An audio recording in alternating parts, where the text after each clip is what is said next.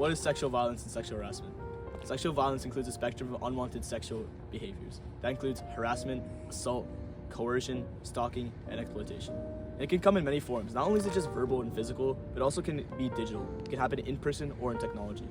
And ultimately, sexual violence and sexual harassment is about power and control. It's about abusing power, asserting control, and violating personal boundaries. Now you might ask, what are examples of SVSH? Unwanted touching and groping, pressuring or coercing someone into unwanted sexual behavior,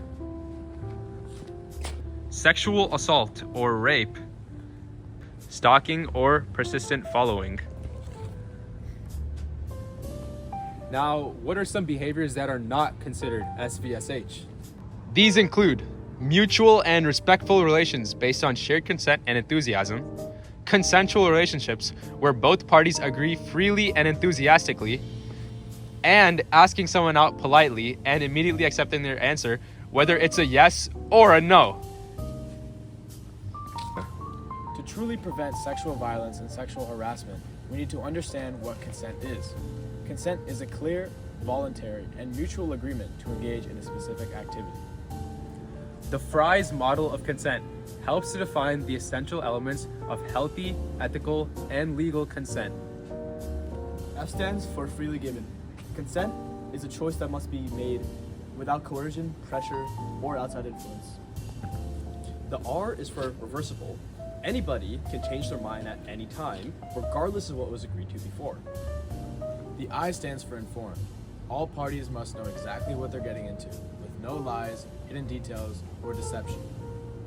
The E stands for enthusiastic. Consent should come from excitement, a genuine willingness, and a clear yes, not just from reluctance or an obligation. S stands for specific. Consent means that every single action is separate from the other and must require clear consent. S also stands for sober.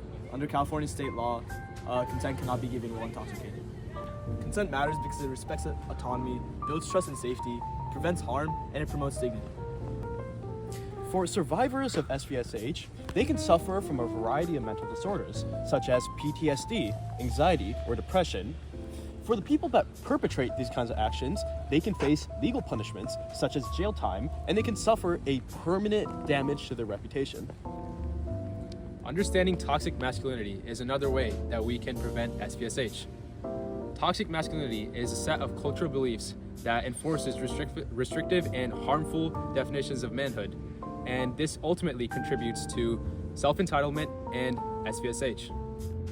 Some key identifying elements of toxic masculinity include extreme dominance and aggression in men, a discouragement of empathy and vulnerability, and a sense of self-entitlement and sexual entitlement over women and LGBTQ+ individuals.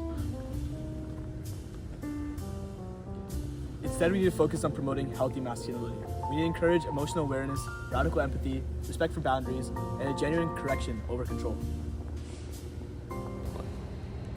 What are some other ways we can prevent SVSH? One is invest in quality education, creating educational programs with spreading awareness about SVSH. Clear communication is equally as important. Providing clear, concrete examples of what to do and what is inappropriate behavior is just as important, and we have to ensure that no ambiguity in these definitions exist. So what are some actions all organizations can take to prevent SVSH? Firstly, mandatory training, such as workshops and sessions. Next, clear policies. This includes codes of conduct and accessibility. Organizations must have serious investigations into all reports, and they should provide immediate resources to all survivors of SVSH. Lastly, organizations must have a culture of accountability. There must be zero tolerance for any sort of sexual harassment, and there must be a culture of respect for all workers. Now we're going to be going over a sample consent talk that we can have before our parties. Yo, chill. Before you enter, I'm about to give you consent talk. Here at the organization, we believe in the 5 pillars of consent, also known as FRIES. F stands for freely given. Consent should never be forced. R stands for reversible. Consent can be taken back at any time. I stands for informed. Both parties should know exactly what they're getting into. E stands for enthusiastic.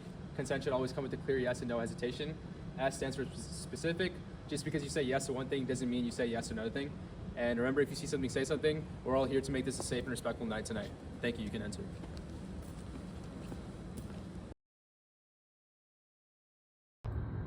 Hello, sirs. I apologize for my behavior in the past and the way I acted and the way it affected other people.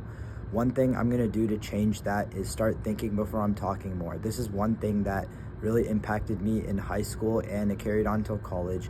And I don't really think before I talk sometimes, and I say things that I'm not supposed to say.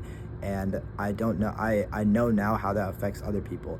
Another thing I want to improve on is talk the way I want people to view me. A lot of people view me as someone dumber than I actually am, and someone that is not respectful, but I really need to work on that and think, and those two are combined, so those two I need to work on together. Lastly, I need to learn that the actives are not my friends, and the actives are people that are currently helping us and people to look up to succeed, and they're giving us opportunities and helping us in ways. I really respect the actives, and I will never do anything disrespectful again. Thank you, sir.